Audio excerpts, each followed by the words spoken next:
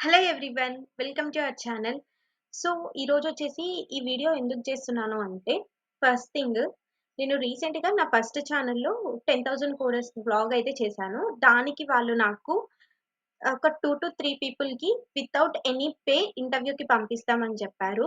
So, నేను ఆ ఛాన్స్‌ని మన సబ్‌స్క్రైబర్స్‌కి అందరికీ ఇద్దామనుకుంటున్నాను. ఎవరైనా మంచి ఫుల్ స్టాక్ డెవలప్‌మెంట్ తెలిసి, ఫుల్ స్టాక్ నేర్చుకొని ఉంటే, పైథాన్ గానీ, జావా గానీ, లే లేకపోతే డాట్ నెట్ కానీ, రియాక్ట్ కానీ నేర్చుకొని మీకు పర్ఫెక్ట్‌గా వచ్చుంటే, నేనే మిమ్మల్ని స్క్రీన్ చేసి, స్క్రీన్ అంటే ఒక మాక్ ఇంటర్వ్యూ అయితే కండక్ట్ చేస్తాను. ఎందుకంటే నో పే గదా! మంచిగా ఉన్న పర్సన్స్‌కే పంపించాలి. స్కిల్స్ ఉన్న పర్సన్‌కే పంపించాలి కాబట్టి, సో, ఖచ్చితంగా వెళ్ళే పర్సన్ ఆపర్చునిటీని యుటిలైజ్ చేసుకోవాలన్నది నా ఉద్దేశ్యం. అంతే. దానికోసం నేను స్క్రీన్ చేస్తాను అని చెప్తున్నాను. ఈ మాక్ ఇంటర్వ్యూ కోసం నేను నా మెయిల్ ఐడీ అయితే మెన్షన్ చేస్తాను. మీ రెజ్యూమే, మీ video with tell me about yourself and మీ ప్రాజెక్ట్స్ ఎక్స్‌ప్లెయిన్ చేస్తూ, మీ ప్రాజెక్ట్స్ ఒకసారి నాకు మీ గిట్ రెపో, మీ రెజ్యూమే నాకు షేర్ చేయండి. నేనే మిమ్మల్ని స్క్రీన్ చేసి, మీ రెజ్యూమేస్ ఆ ఇన్‌స్టిట్యూట్‌లో ఉన్న వాళ్ళకి పంపిస్తాను. సార్ వాళ్ళకి పంపిస్తాను. సో, సార్ వాళ్ళకి చెప్పి రిక్వెస్ట్ చేసుకొని యాక్చువల్‌గా అయితే వాళ్ళు 2 పీపుల్‌కే అన్నారు. నేను ఇంకొక పర్సన్‌ని ఎక్స్‌ట్రా తీసుకెళ్దామని అనుకుంటున్నాను. సో, మీలో ఎవరైనా ఇంట్రెస్టెడ్ ఉంటే మీ రెజ్యూమేస్ నా మెయిల్ ఐడీకి షేర్ చేయండి. నా మెయిల్ ఐడీ నేను డిస్క్రిప్షన్‌లో గూడా మెన్షన్ చేస్తాను. ప్లస్ ఏంటి అంటే ఈ ఆపర్చునిటీ నేను ఒక్కరికి, ముగ్గురు అనుకుంటున్నాను. ఒకరికి సింగిల్ పేరెంట్‌కి ఇద్దామనుకుంటున్నాను. ఎవరైనా సింగిల్ పేరెంట్ ఉండి మెయిన్‌లీ మదర్ మాత్రమే ఉన్న పర్సన్ అయితే మీరు నాకు షేర్ చేయండి. At least I will try to share your profile. Okay. ఇది సింగిల్ పేరెంట్ అని ఎందుకు చెప్తున్నానంటే అది గూడా సీ ఫాదర్, మదర్ ఉన్న వాళ్ళు ఎట్లో అట్లా నెట్టుకొస్తాం మనం. కానీ సింగిల్ పేరెంట్ ఉన్నవాళ్ళు చాలా తక్కువ శాతం జరుగుతది గాబట్టి వాళ్ళకి ఇంట్లో జరిగేదే తక్కువ. మళ్ళీ చదువుకొని ఇంతవరకు వచ్చారంటే చాలా గ్రేట్. సో, వాళ్ళకి ఒక ఆపర్చునిటీ ఇద్దామనేసి ఒక్కటి కాకపోతే 2 ఓకే. సింగిల్ పేరెంట్‌కి నేను ఫస్ట్ ప్రిఫరెన్స్ ఇస్తాను. తర్వాత మీకిస్తాను. సో, కానీ వాళ్ళైనా సరే స్క్రీన్‌లో క్వాలిఫై అవ్వాలి. నా స్క్రీన్‌లో క్వాలిఫై అయ్యాకనే నేను వాళ్ళకి షేర్ చేస్తాను. యాక్చువల్‌గా నేను స్క్రీన్ చేయాల్సినంత పెద్ద నేనేం కాదు. కాకపోతే నేనెందుకు స్క్రీన్ చేయాలనుకుంటున్నానంటే, నేను పంపించే పర్సన్ ఖచ్చితంగా క్వాలిఫై అవ్వాలి అని నా ఉద్దేశ్యం అంతే. ఓకే. సో, ఎవరైనా ఉంటే డెఫినెట్‌గా నాకు షేర్ చేయండి. ఓకే. ఇది ఒకటి. అండ్ నెక్స్ట్ థింగ్ వచ్చేసి 6 మంత్స్ ఆఫ్ అసెంచర్. నా 6 మంత్స్ ఆఫ్ అసెంచర్ గురించి ఈరోజు మనం డిస్కస్ చేసుకుందాం. ఓకే. నా 6 మంత్స్ ఆఫ్ అసెంచర్‌లోనే కాదు నా మెయిన్ టెక్నికల్ జర్నీ, నా కోడింగ్ జర్నీ ఎలా ఉండింది, ఏంటి అనేసి ఈరోజు డిస్కస్ చేసుకుందాం. ఓకే. ఫస్ట్ థింగ్ ఏంటి అంటే ఎక్కువ డిస్కస్ చేయను. మళ్ళీ తర్వాత కావాలంటే డిస్కస్ చేస్తా. ఏంటి అంటే ఫస్ట్ థింగ్ వచ్చేసి మనము ఒక ఫ్రెషర్ వాళ్ళకి చెప్తున్నాను. వెళ్ళే వాళ్ళకి ఎవ్వరికైనా సరే ఆన్ బోర్డింగ్ ఉన్న, నెక్స్ట్ ఇయర్ జాయినింగ్స్ ఉన్న, ఫ్యూచర్‌లో జాయిన్ అవ్వబోతున్న వాళ్ళకి గూడా మనము 4 మెంబర్స్ కింద పని చేస్తాం. ఒక ఫ్రెషర్‌గా మనం 4 మెంబర్స్ కింద పని చేస్తాం. ఎలా అంటే టీమ్ వేరే, వాళ్ళు వేరే. Home manager, project manager, project lead, మనకొక లీడ్ ఉంటారు. ఓకే. ఇలా 4 మెంబర్స్ కింద మనం ఉంటాం. ఈ హోమ్ మేనేజర్ ఏం చేస్తారంటే మన మన ప్రాజెక్ట్‌కి ఆయనకి ఎటువంటి సంబంధం ఉండదు. మీకు అతనికి మాత్రమే సంబంధం ఉంటది.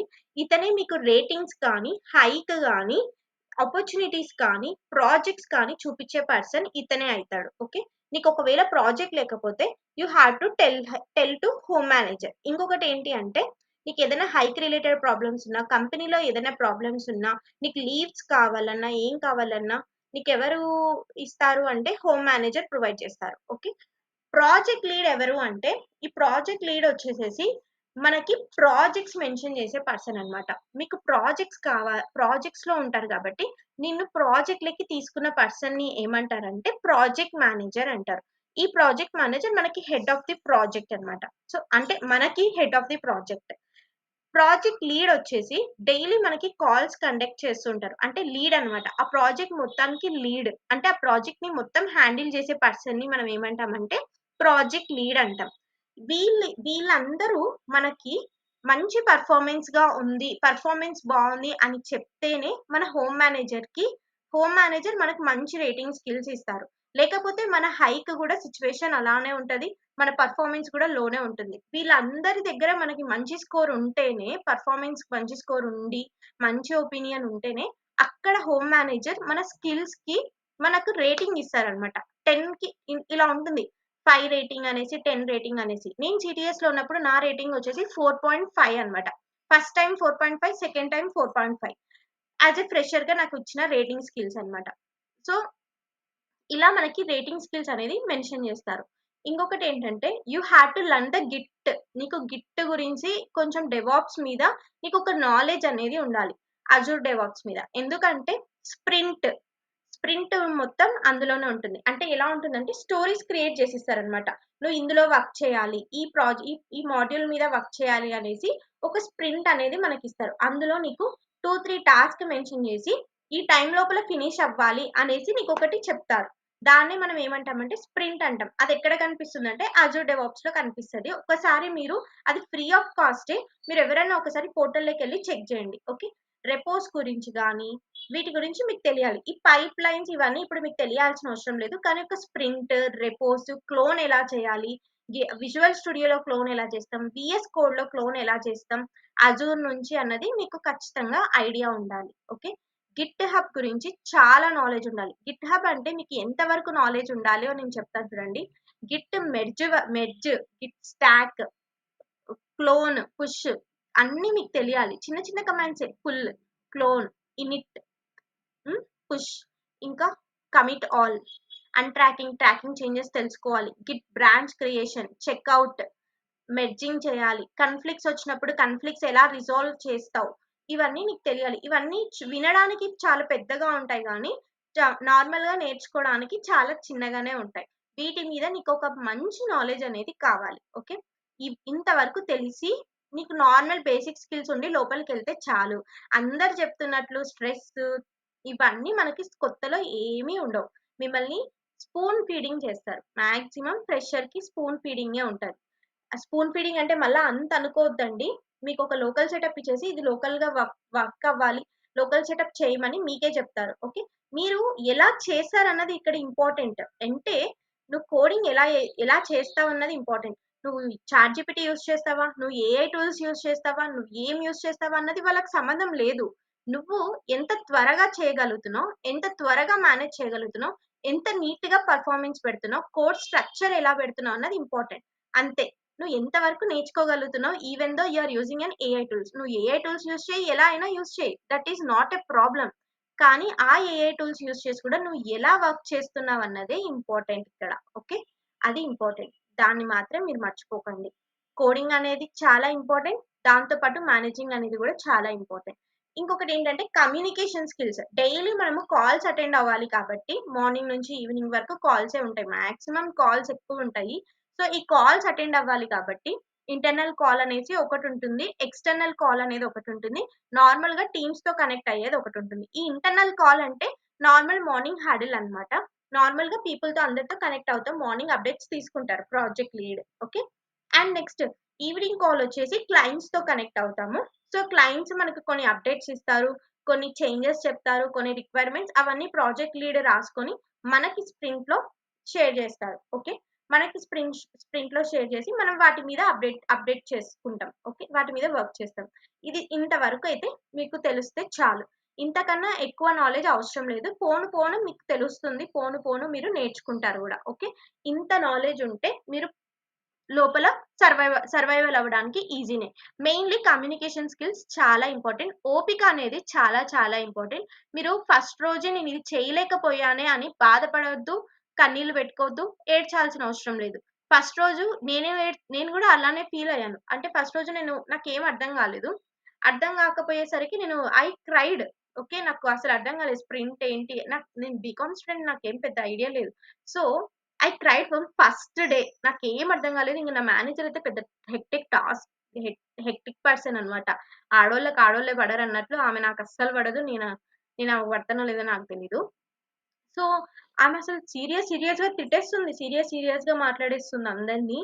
సో, చెన్నైయోళ్ళంటే కొంచెం డిఫరెంట్‌గా మాట్లాడతారు మనకు తెలిసిందే గదా! సో, ఆమె అట్లా మాట్లాడుతుంటే నాకు చాలా భయమేసింది. ఎట్లనో 1 ½ ఇయర్ అయితే కష్టపడ్డా ఆమెతో. చాలా వరకు. చాలా హెక్టిక్ అన్నమాట. సో, అట్లా ఉంటది. మేనేజర్స్‌తో కొంచెం ప్రాబ్లమ్ ఉంటది. కానీ వాళ్ళెంతసేపు మహా అయితే నువ్వు 9కి లాగిన్ అవుతావు. ఈవినింగ్ 6 వరకే నీకు వాళ్ళకి ప్రాబ్లమ్. నీకు తర్వాత నీకు వాళ్ళకి ఏ కనెక్షన్స్ ఉండవు గదా! సో, నువ్వేం భయపడాల్సిన అవసరం లేదు. మేనేజింగ్ జేయండి. ఓకే. కొత్తలో మిమ్మల్ని ఏం పెద్దగా పట్టించుకోరు. ఓకే. ఇంతవరకు నాలెడ్జ్ ఉంటే నువ్వు హ్యాపీగా సర్వైవల్ అయిపోతావు. ఓకే. ఎక్కడైనా ఈవెన్ దో నీకెంత ఎక్స్‌పీరియన్స్ వచ్చినా గూడా నీకు ఈ స్కిల్స్ అనేది డెఫినెట్‌గా ఉండాలి. ఓకే. నేను కోడింగ్ స్కిల్స్ కన్నా ఫస్ట్ నేను ఏది ఉండాలని చెప్తానంటే మేనేజింగ్ స్కిల్స్ అండ్ ఆల్సో నువ్వు ఎలా అయినా చెయ్యి work. Work I have to complete. Work అనేది కంప్లీట్ అవ్వాలి. ఆ వర్క్ ఎలా కంప్లీట్ అయింది? ఎలా చేసావన్నది నీకొక ఐడియా అనేది ఉండాలి. కమ్యూనికేషన్ స్కిల్స్ ఇంపార్టెంట్ అప్డేట్ చేయడానికి. And you have to talk with the people. So, communication skills important. ఈ ఇంతవరకు తెలిస్తే చాలు. ఇంటర్వ్యూ క్రాక్ చేసుకొని మీరు లోపలికొచ్చారనుకో, మీరు క్లీన్ షిప్ అన్నమాట. అంటే అర్థం ఏంటి? మీరు కొంచెం నాలెడ్జ్ ఉంటే చాలు. ఎలా అయినా హ్యాపీగా సర్వైవల్ అయిపోవచ్చు. ఓకే. దీని గురించి ఇంతకన్నా ఈవెన్ దో స్టార్టప్ అయినా సరే, ఈవెన్ దో ఎంఎన్‌సి అయినా స్ట్రెస్ ఇవన్నీ మీరేం నమ్మకండి. ఒక టైప్‌లోకెళ్ళిపోతాం. ఒక 40, 50 లాక్స్ ప్యాకేజ్‌కొస్తే స్ట్రెస్ ఉండదా చెప్పండి? ఇప్పుడుండదు మనకి స్ట్రెస్. ఒక 40, ఒక 30, ఒక 80 లాక్స్ ప్యాకేజ్ ఉన్న వాళ్ళకి కాస్త స్ట్రెస్ అనేది ఉంటది. నిజంగానే స్ట్రెస్ అనేది ఉంటే ఎవరండి యూట్యూబ్ ఛానెల్స్ పెట్టి రన్ చేస్తారు? ఎవరు చేస్తారు? డైలీ వీడియోస్ చేసుకుంటా, షార్ట్స్ చేసుకుంటా, ఇన్‌స్టాగ్రామ్‌లో రీల్స్ చేసుకుంటా నో వన్. ఎవరు చేయలేరు స్ట్రెస్ ఉంటే. ఇదొక్కటి మీరు మర్చిపోవద్దు. యూట్యూబ్‌లో అంటే సాఫ్ట్‌వేర్ అంటేనే స్ట్రెస్ ఇలా ఉంటది, అలా ఉంటదనేసి మీరు అస్సలు అనుకోవాల్సిన అవసరమే లేదు. చాలా చాలా బావుంటది. మనం మనం ఎవరి జోలికి పోకుండా, మన జోలికి ఎవరు రాకుండా, మన పని మనం జేసుకుంటూ, మనం మనం అట్రాక్టివ్‌గా అన్నిట్లో అటెండ్ అవ్వాలి. అన్నిట్లో పార్టిసిపేట్ చేయాలి. కానీ కాన్‌ఫ్లిక్ట్స్‌లోకి మనం పోగూడదు. ఓకే. ఎప్పుడైనా గుర్తుంచుకోండి. కాన్‌ఫ్లిక్ట్స్‌లోకి మనం పోగూడదు. మనం అసలు పట్టించుకోకూడదు అవన్నీ. ఓకే. ఇంతవరకు నాలెడ్జ్ ఉంటే చాలు. యూ విల్ నీకు చాలు. ఇంతవరకు ఒక ఫ్రెషర్‌కి ఇంతుంటే చాలు. నువ్వు సర్వైవ్ అయిపోతావు. ఓకే. ఈ ఇది మీకు నచ్చితే don't forget to subscribe our channel. Thank you.